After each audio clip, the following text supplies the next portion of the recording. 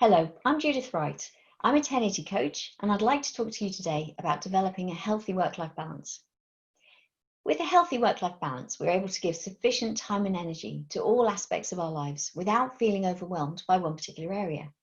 But this is not always easy to achieve, especially with a demanding career. So here are some suggestions to consider to help regain that balance if it feels out of kilter. So first, decide what's important to you. What are the key components of a healthy work-life balance for you? Maybe it's chatting to friends at least once a week or playing a sport. It helps to identify particular activities. These priority areas should ideally be ring-fenced and not sacrificed if circumstances change.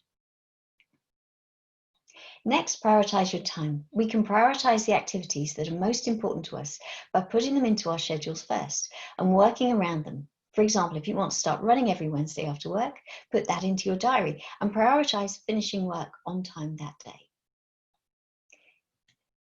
It's also important to prioritize our health and well-being.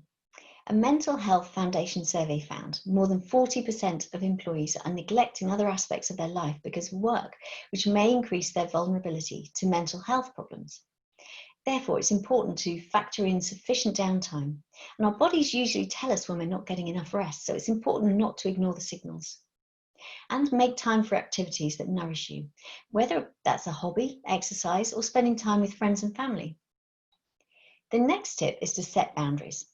So establishing firm boundaries really helps us devote quality time to the high priority areas of our lives, so the people and the activities.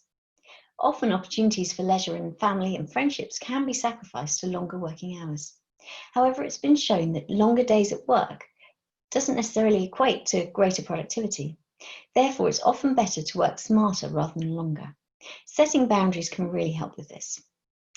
So maintaining good relationships with colleagues and your manager, speaking up when work expectations become too high or start impacting on home life.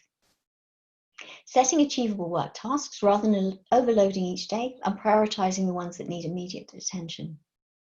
You might also consider agreeing email and phone boundaries with colleagues, such as reasonable email response times, maybe within 24 to 48 hours, not after 6 p.m. or at weekends, as well as no phone contact after 6 p.m. unless it's an emergency.